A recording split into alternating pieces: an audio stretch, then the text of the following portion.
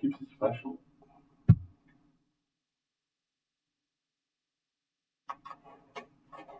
Good morning.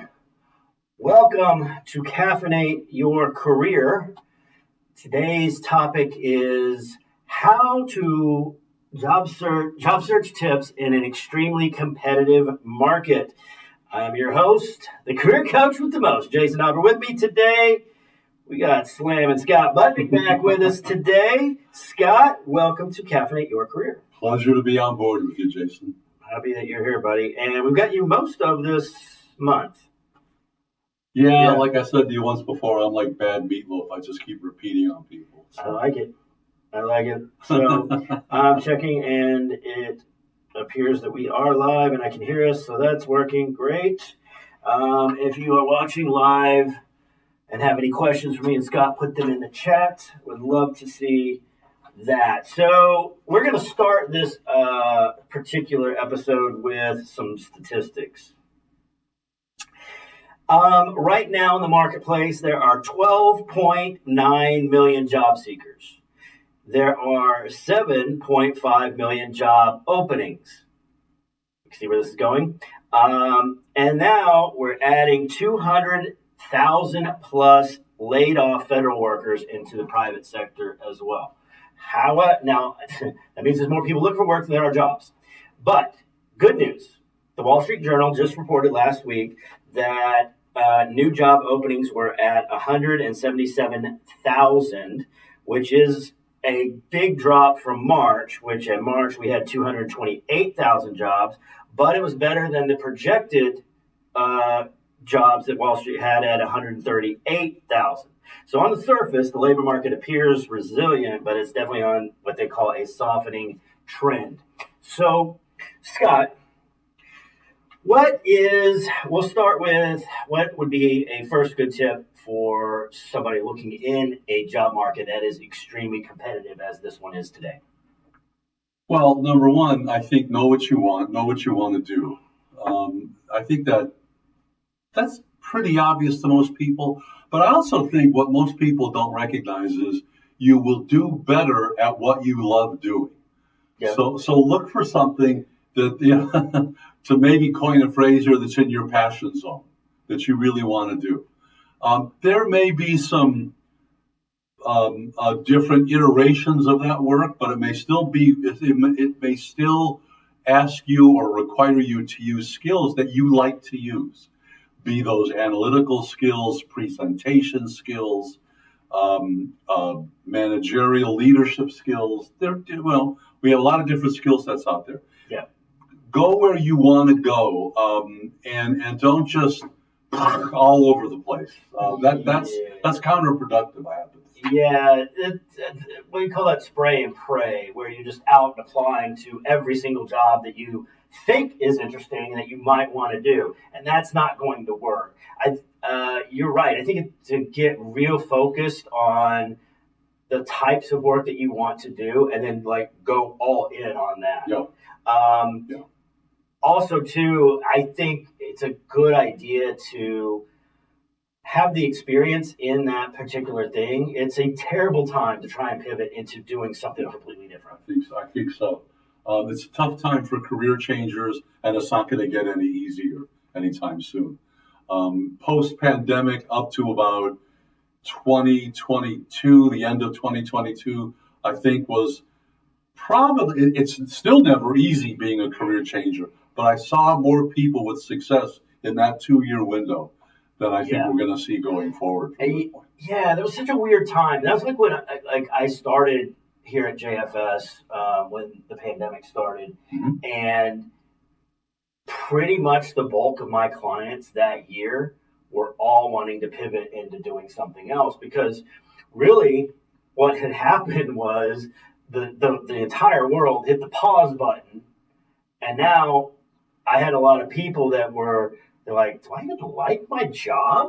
I don't, and the answer was no. The answer was no. And pretty much all of my clients that first year were all changing and doing something different. And it was a lot, yes, it's difficult to do, but it was easier in effect than it is today. In fact, I'm telling pretty much all my clients, it's not the time to try to pivot into doing something else. It's just not.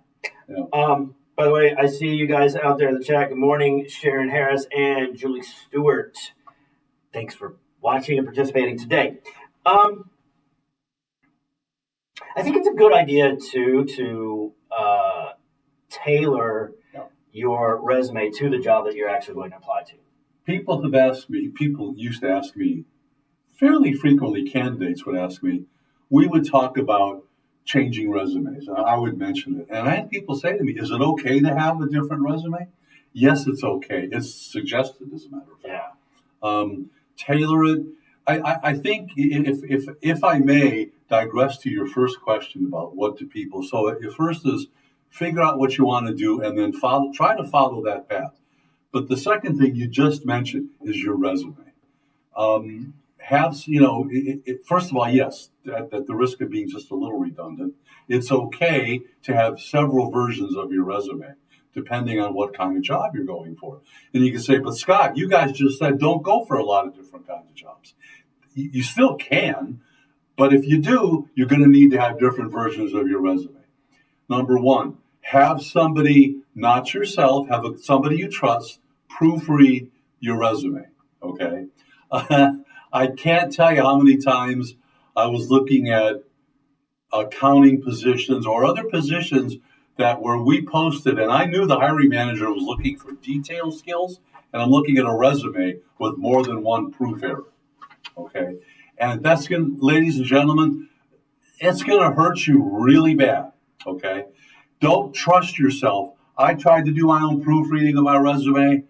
It always works better when you have somebody you trust and someone who's feedback you, because they're also going to give you feedback on content. Yeah. Okay. All right, fine.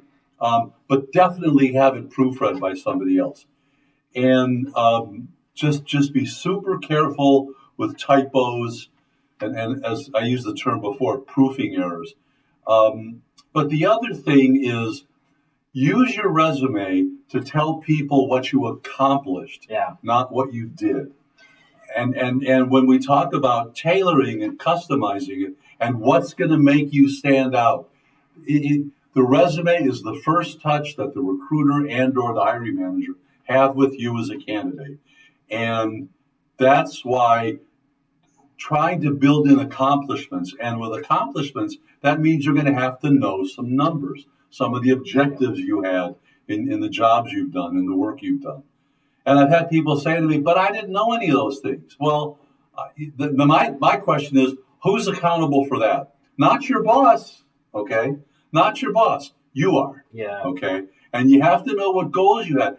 That way, when you beat them, when your boss, he or she sits down with you and says, so let's look at your review. We needed 35% increase in your customer service skills, and it was 45%. Congratulations. Okay. So on and so forth. Those are the kinds of things that should go in your resume. If you were leading a team, it could be the team results. Yeah. Okay. Hiring managers they love numbers, okay, because they live in that world, and we all get it. So give them what they want. Now, not every single bullet on your resume needs to have a number or even needs to be about an accomplishment, okay? But the first two in each job that you indicate should be tilted towards accomplishments, and with an accomplishment, have a number. Give them something to chew on, because then they're going to say, oh, I wonder how they did that. And that's all you need to get an interview. Yeah. I think it's a great idea to quantify, and you don't have to quantify everything like you said. No. And also, too, when we quantify, it doesn't necessarily have, people mostly think of like money, and it doesn't have to be money. No, that's true. It could be time. Right. It could be people trained. It could be money. It could be a lot of different things. If you're in a public-facing role, customer service score. How many? Right. That's right. Yeah. Right. Let me ask you this, Scott. Do you think resumes as a marketing tool are outdated? That's a good question. I don't think so. I'm not sure what would take its place, to be quite candid. Not yet, anyway. Maybe there's something coming that will take its place that I don't know about yet. But it seems to, if you have someone who's willing to refer you, how are you going to start that process short of sending them a resume? Sure. You know? Did you know the first resume was written by Leonardo da Vinci? No, I didn't. And it said helicopter And builder. it read a lot more like a recipe than a resume. But that's how old resumes are. That's why I asked, like, do you think they're like, you're right, nothing has come up yet to have replaced it. But I mean, it's 2025. I think we need to get something together. And I think of the resume itself, and I get this a lot from clients sometimes. They put a lot of emphasis on the resume. Oh my God, I have to have the resume. I have to have the resume. No, you don't. Depends. It depends. But you do have to have something to give the employer when they ask. But it's not going to get you a job. It's at best a marketing tool for the employer to look at while they have the conversation. It's not going to get you. It's definitely not going to get you the job, but it's going to get you the interview. And as we've discussed, my suggestion, if you're looking for a job these days and thinking about the job search process, don't think about getting the job. Scott, what are you, out of your freaking mind? Of course I'm thinking about getting the job. No, think about getting to the next step of the process. Keep your goals simple. What's a nice simple goal? Get to the next step in the process. As long as the conversation is continuing, you're still in, and you're getting closer and closer to, well, we'd like to offer you the position. And that's where you want to get. Sharon Harris says it's difficult to get people to proofread these days. Many people don't read. And many people don't spell, Sharon. You're right. It's true. Or proofread well. Yeah. Good morning, Kathleen McGregor, who popped in, and she said, my mom is a great proofreader for me, but yes, it's difficult to find people. Yeah, like a lot of the proofreading, it's typos, formatting errors, or also, too, job trends are going to change. Job search trends change from year to year, and sometimes that also means how we're doing resumes today. Because if your resume, and I don't want to get hung up on this one too much, but if your resume has an objective statement, if your resume has a professional summary, if your resume has just skills thrown up there and nothing else, your resume is outdated. That's not how we do resumes today. So, and if you're wondering how you do resumes today, we just told you, Scott just told you, put some core competencies up at the very top and quantify, tell the story right behind it and quantify. And I'm going to repeat what you said. Resumes are a whole completely different program for you. But I'll say this, because I've seen this helping you here. Limit narrative in your resume. Don't give me narrative. Give me accomplishments. Yes. Is the narrative important? It is, actually. Where is it important? At the interview. That's where narrative comes into the picture. Yeah, you want to make sure you said just a second ago, if you have your achievements and you are showing, not telling, right, you are going to be winning. Right. And they're going to want to know how you did it. And you better be prepared to tell them how you did it. But don't tell them that in the resume.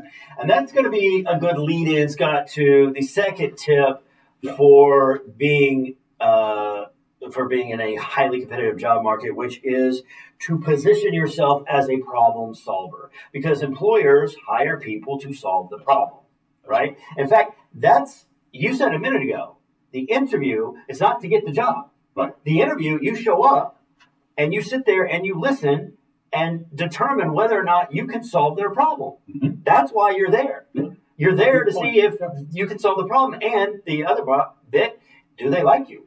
Right. Yeah, and that, again, I think that's a completely different program. But I can tell you this from having worked with hundreds of hiring managers over the course of my career. They don't hire people they don't like. Yeah. And you can say, gosh, Scott, that's so subjective. And you know what I say to you as a recruiter, and I say to you as a candidate? It's okay to be subjective. You can't discriminate, but you can be subjective. Sure. Okay? And hiring managers don't hire people they don't like. Yeah. And it's like, we can't get into it because we don't have the time. I would be willing to talk about it.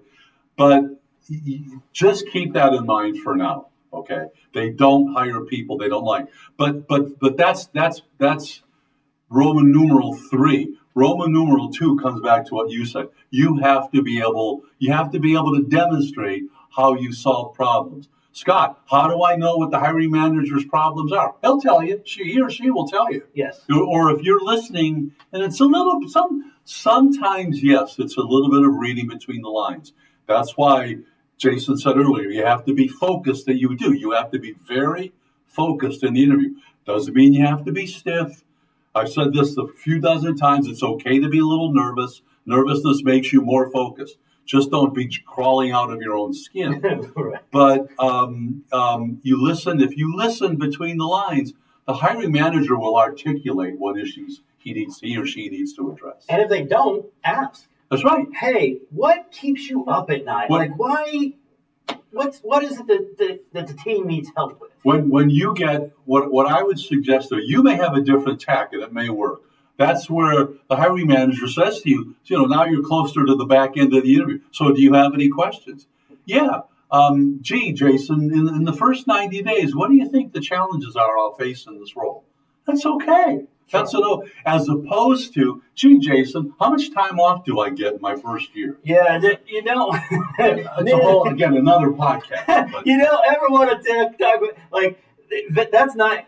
They'll tell you all that. They'll tell you all of that when they want you to sign on the line. Hey, by the way, we've got a really great benefits selection. All your medical's paid for. We have X number of days time off. You don't need to.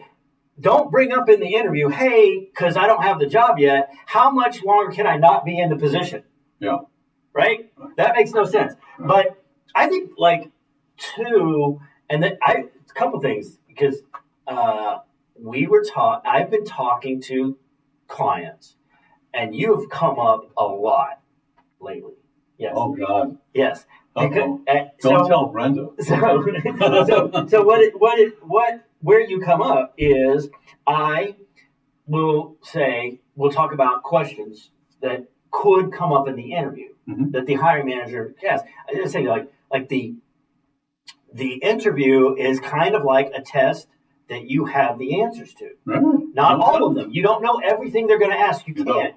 But I always bring up, it's like Scott Butnick on the practice interview team asks every single person that he interviews, tell me about a time when you had a difficult customer and how did you solve it? And they're like, for every role? I'm like, every role you have a customer. I don't care what the role is, right? If you're an accountant at a corporation, your customers are the people that are... Could be an internal customer. That's right. Yeah. Or, it's not necessarily in a customer service, retail, or call center job. Every job you have somebody that is a customer and or client. And I said, so that's why he asked that for every position that he talks to, whomever it's going to be. And when I phrase it like that, they figure out, oh, I understand now. Yeah. Right? It tells you a lot about a person. Again, internal or external customer isn't terribly relevant. They're customers. And it tells you a lot about what kind of messaging you're going to do as a member of my team. And, my customers, whether we're a 10-person accounting firm or we're Bank of America with hundreds of thousands of customers across the country. My customers are my most valuable asset. And I need to know how you're going to deal with my customers. And by asking you that question, okay, my suggestion to you, since we're here in this particular space, my suggestion to you, and I could back this up with a real life story. My suggestion to you, ladies and gentlemen, is make it a positive situation. Yeah. Okay. I've had people, this is a long time ago, but this is a true story. I had somebody in banking tell me about a time you had to deal with a difficult customer. And her answer, the crux of the answer was she went in the back room and asked her boss to go take care of the customer. That's probably pretty far down the list of right answers. I don't know. That's a good delegation. But it's delegating up. I was coached once never to delegate up. That's true. So. That's true. And so the other way that it could go, and I don't do a lot of them because I don't like doing practice interviews. Mm-hmm. I will if a client specifically, requests it of me, but that's why we created the program. We have enough demand for it, right? Sure. Is because I don't want to do it, but if I do, a question that I always ask is, tell me about a time that you failed, and what did you learn from it? And Jason's spot on, and I will tell you, answer the question honestly. As we've discussed, we're going to get into interviews and we really don't have time, but we discussed this. Answer the person's question. Yes. Don't try to dodge it. Don't try to work your way around it.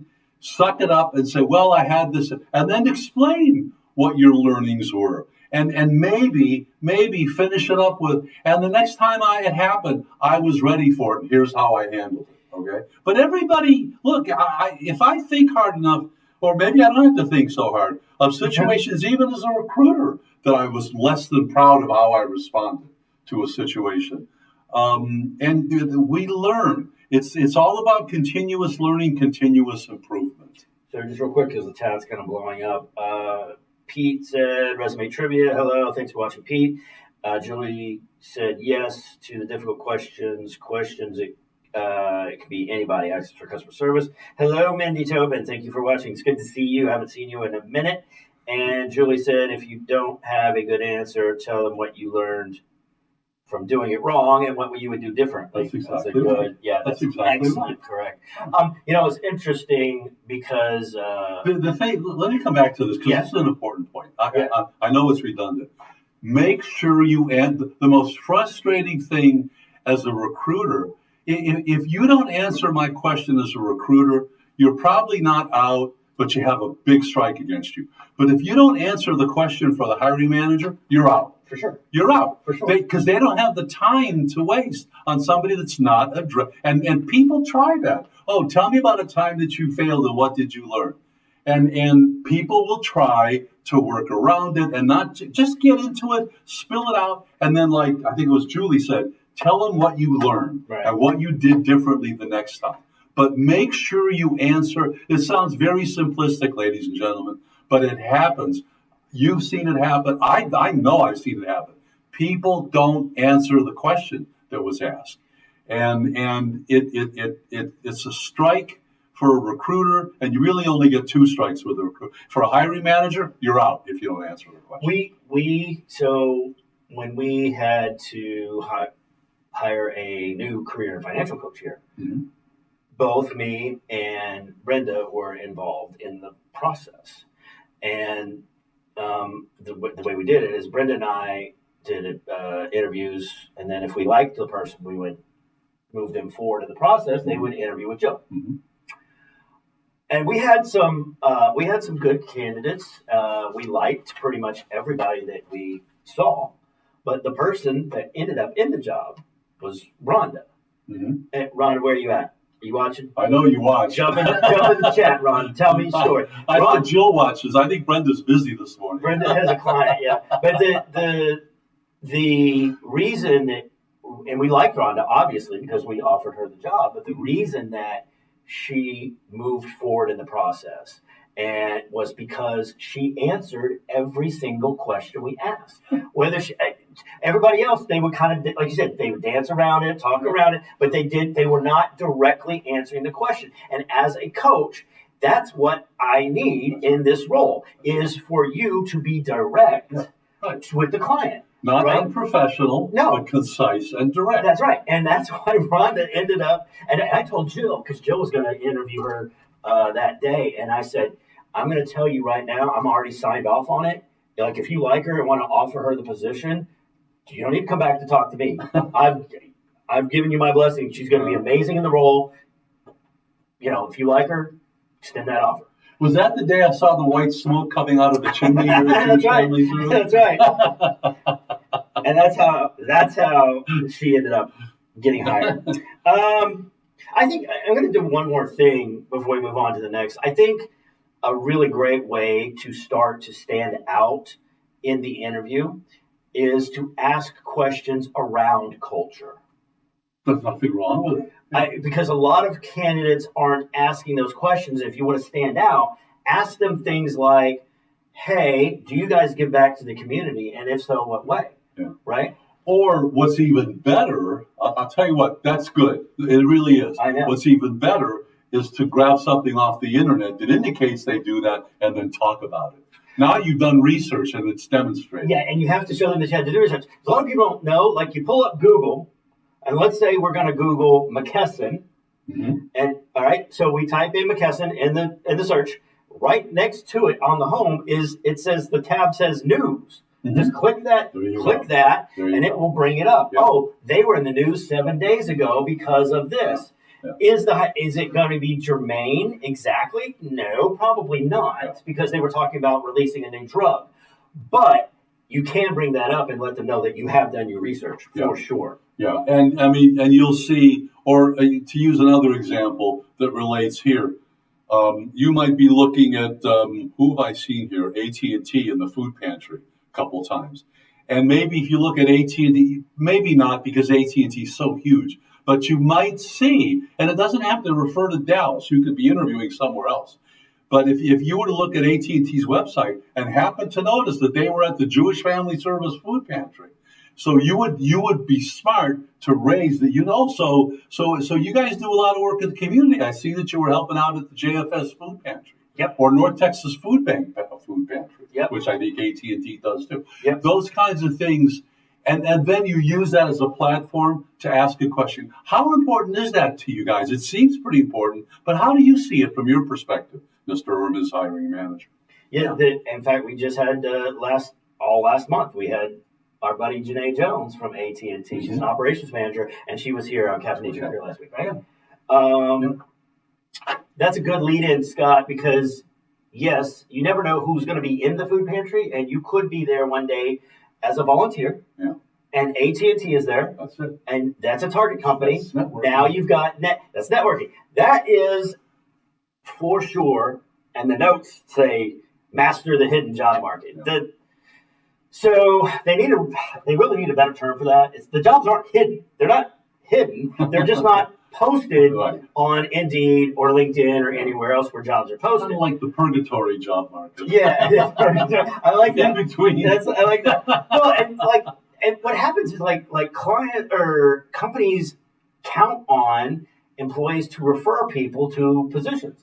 The estimate is that the jobs that you see on Indeed or LinkedIn or whatever job board, that's only 30% of the jobs the company's hiring for. So if you're like, how am I going to get to those other 70% of those jobs?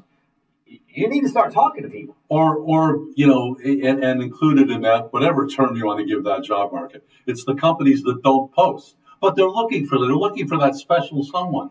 Oh, I don't know if I'm that special someone. Come on, have more confidence in yourself. Okay? And that's another podcast. I think we're going to talk about that at some point, about how to build your own confidence and present an image of confidence in yourself. And it's really important, ladies and gentlemen, but we don't have time today to get into it. But knowledge breeds confidence. Okay, so yes, yeah. So knowing these things about it. That's why we talk about doing research. Again, don't want to get too far into it, but it coming into the interview with some knowledge of what this is all about, what the companies are. You may not know the specifics of the job until you talk to the hiring manager, but you can know some things about the company. And that's why it's worthwhile to do some checking. And doing that checking, networking in your job search, networking definitely needs to be at the top of your list, because a lot of the jobs, the conventional wisdom is the good jobs are never posted. A lot of jobs, whether they're good or not, are never posted. Right. Okay, but and we're not in a position to say which job is a good job and which job isn't. A good job is defined by you, not by us, not by anybody. But the job you want may not be posted. That's why networking is so important. And as Jason referenced a minute ago, networking can come out, opportunities can come right out of the blue. And you have to be aware enough and cognizant. A light needs to, so this person I'm volunteering with today, or this person that I happened to bump into, and thank God didn't spill my coffee at Starbucks. They're all. I see they have an AT&T pen or something. I see something that tips me off. Now you can't be unprofessional about it, but hey, I see you with AT&T. We're using AT&T a lot as an example. Yeah, well, they are a partner of us. Okay, so, yeah. I mean, and they're a large employer. I could use Chase. I found out the other day Vanguard has 500 people working in Plano in the Liberty Mutual building. Oh, really? Didn't know that. But it could be something as innocuous as. So I've heard great things about working at Chase. Well, is it a really good place to work? Maybe make it a yes or no question. Maybe the person doesn't have time for a long conversation. But take advantage, spot networking opportunities, be proactive, and don't be afraid, don't be shy about asking. I think it's a good idea. I say all the time, network or not work. Not work, exactly. Right? And the stats that it's gave me here, these are from ChatGPT, by the way. It said that 70 to 80% of jobs are filled by referrals. It comes up a lot, like, where do I go to network? Well, anywhere where there's people, and you just kind of alluded to this, Scott, like anywhere where there's people is some place, a chance for you to tell your story. Right. Go to meetups. Go to meetup.com, get registered for some meetups, things that you like to do, and go to them. I go to meetups. I got a meetup I go to every Wednesday night. I love it. And here's the thing about meetups, and especially if you make it a fun kind of activity, is you're going to get a diverse group of people. Yeah. Right? For sure. Like, I know what everybody in my meetup does for a living. One of them actually became a client. She goes, hey, Hopper, I know you're a career coach. Give me your 30-second commercial. Give me your pitch. I'm thinking of looking for work. She became a client, right? Like, I know whose kid's failing math. I know, you know what I mean? But I know who's a bibliophile. I know a lot about these people.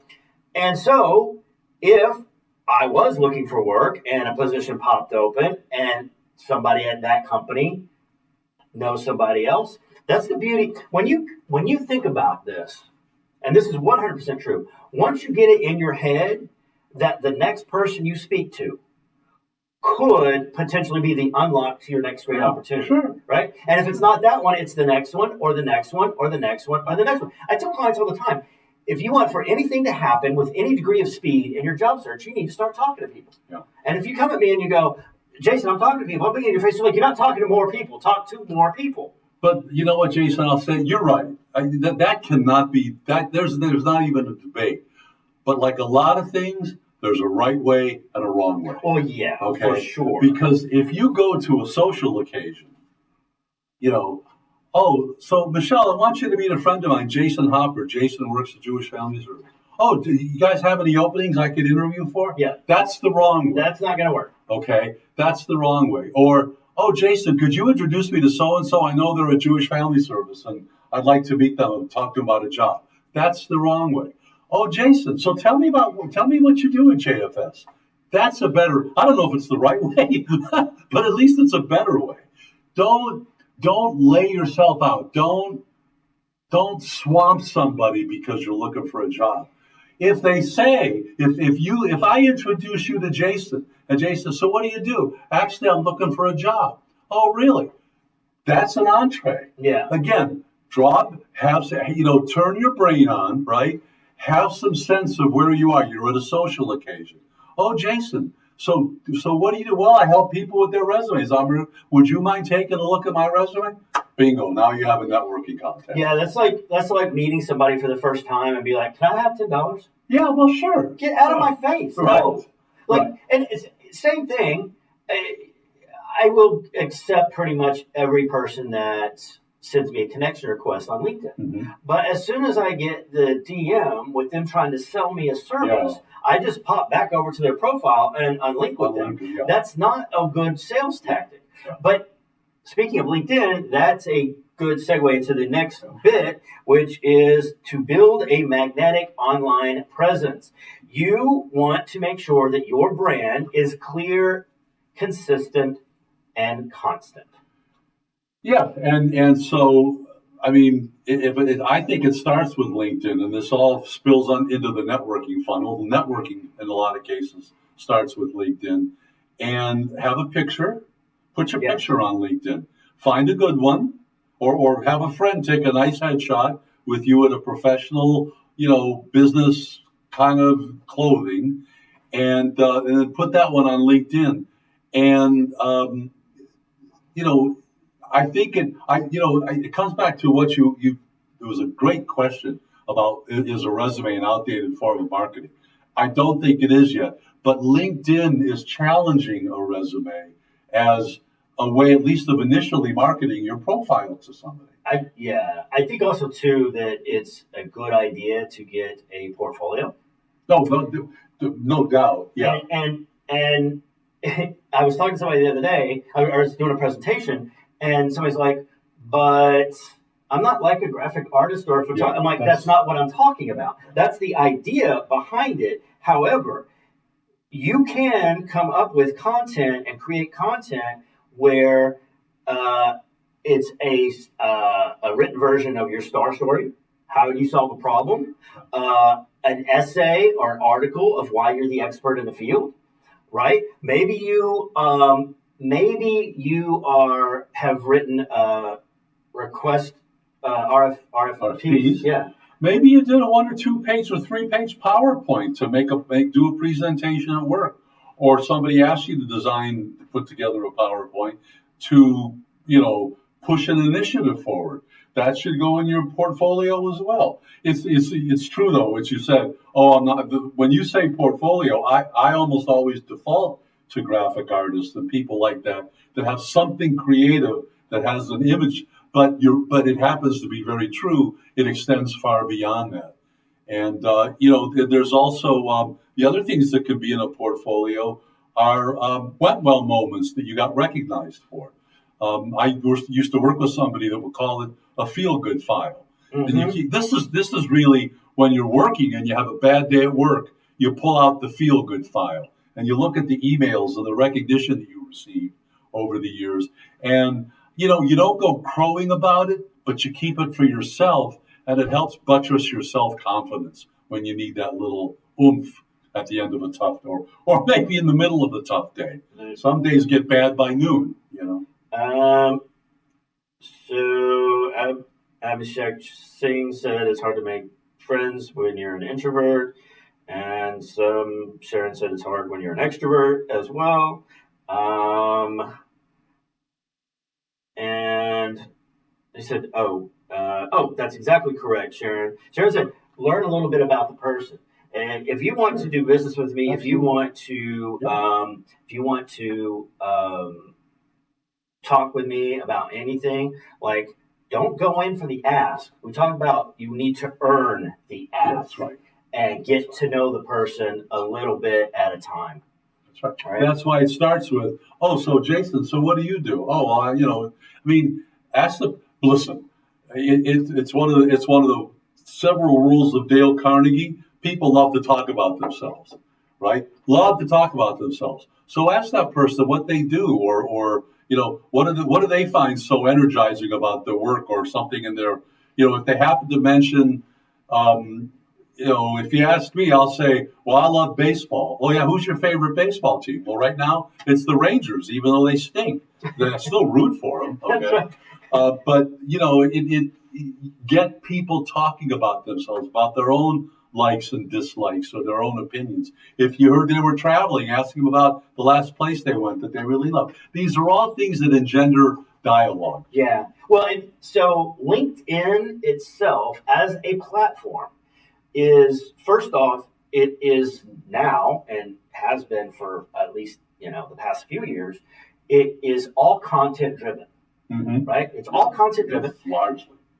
That's more so. First, yeah. So post some content, right? Actually, and I got this stats from LinkedIn, right? You can go pull up those stats on LinkedIn. Out of everybody that's on LinkedIn, only 1% of people post consistently. Which means if you post anything, you will get eyeballs on it. Yeah. That's first, and that's the key is the consistency. Yeah. You have to. You can't. I suggest and challenge my clients, and post at least once a week, right? Yeah. Then once you got that unlocked, let's go with twice a week. But you need to be visible. people need to know who you are and what you do. Why are you the expert in the field? Why should we even be talking to you? Yeah. And if you have that presence, if you have that brand, you are setting yourself up for success. And that's another reason why I think it's a great idea to not only put some personal stuff in your headline, right? Don't just put the job title and where you formerly were. That's boring, right? Put some personal stuff in your headline, and also create personal posts, right? Yeah. Talk about your job search journey. I don't do a lot of personal posts. I think the last one was like pictures from when we were on vacation a month or so ago. But give people reasons to like you. Yeah. A little vulnerability, but I tend to hear the people that were saying LinkedIn sometimes two things. LinkedIn sometimes gets too much like Facebook. So something personal, show that side of yourself, but don't stay there.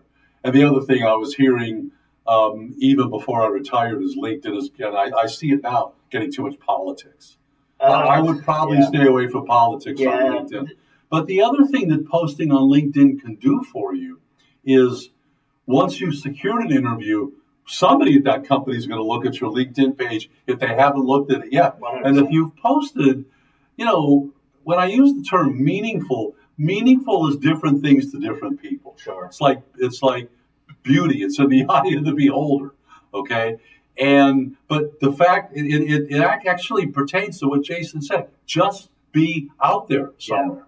Yeah. Okay. So anybody that is decrying that should be on Facebook, that they know nothing about how LinkedIn works today. They just don't. Right. And if anybody is post that on your content, you post content, you send them to me and I'll set them straight. They don't know how LinkedIn works because it doesn't work like that. Again, the entire platform is content driven and it's also set up to encourage communication. Mm-hmm. Like I will go and post or make a comment on, let's just say, Julie Stewart. I see you out there, Julie. I saw your content this morning, girl. I didn't get a chance to comment on it yet because I'm doing this, but I saw you did post and you're going to Frisco Connect later. That was her post, right? Okay. And if I comment on her post and then somebody else comments on the post, guess what happens? I get a notification that says Rhonda Robinson commented on, they want me to go back over there and keep reading and conversing. Also, too, it's now lately what LinkedIn has been doing is they're putting suggested posts in your feed from industry experts. They are wanting you to read it and comment on it. The entire platform is set up for communication, and it has been for years. And if people don't understand that, they don't get how LinkedIn works today. So, by the way, Yolanda Chen, I saw this, the chat's gone crazy. I can't. Pete's in there. Pete says the Rangers have pivoted to a battling coach. And Yolanda Chen said, "Go Rangers." I'm also a big Rangers supporter. Will be till I die. Love the team, but they're struggling. It's a long season, though, man. Yeah, we could come back. There's time to save it. We've got time. There's it's time a long to save season. It. And I have a lot of confidence in Chris Young. For anybody that knows who he is, it sounds like there are people that do. I think he can save, and Bochy too. They can save this team. I think so. So, Scott, we're close to time, but I do want to get to this last point because it is super important, which is to make sure that you keep your energy levels high. Yeah. Because job search, more than anything else, is a mindset game. I can teach clients everything that they need to do to be successful, but if they don't have the right mindset, it's just not going to work. Stuff happens. Sometimes even the best people get ghosted, and it's happened to me. And it's just going to happen, and you're going to come across, or even you get into a process, and suddenly the contact drops off the deep end, and you never hear anything again, and it's frustrating. I'm not going to deny it because it's happened to me. Okay, me too. But you at some point. Like a lot of things, and again, this is another podcast, you've got to be able to look yourself in the mirror, or I'm using the wrong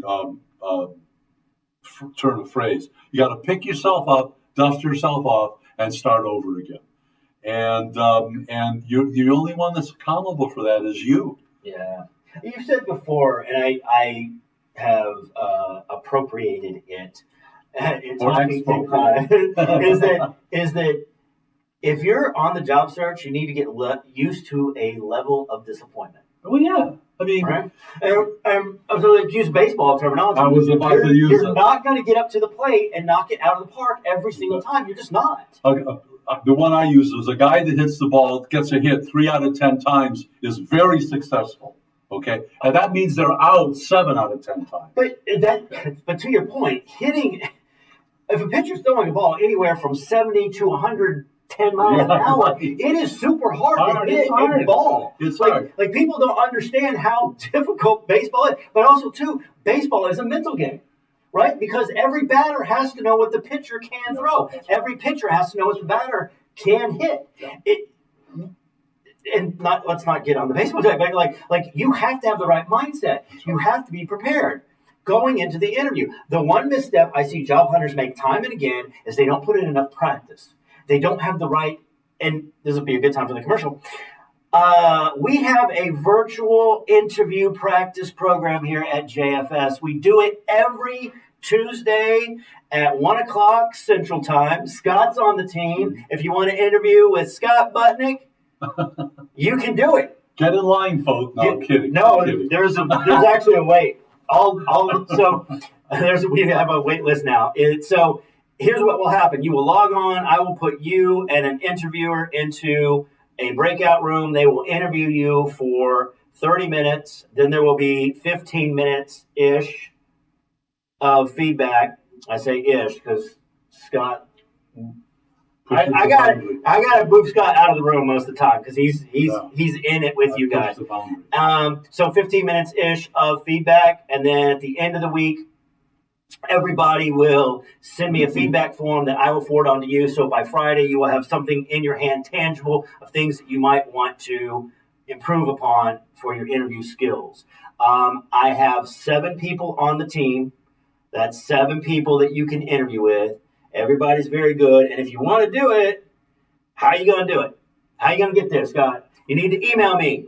My email is jhopper, the letter J, HOPPER, at jfsdallas.org. Once again, jhopper at jfsdallas.org. Put practice interview in the subject line. I'm going to need your resume, and I'm also going to need a job title that you want to interview for, because what I'm going to do is run that job title through ChatGPT and come up with interview questions specific to that title. We want to make this as real as possible for you.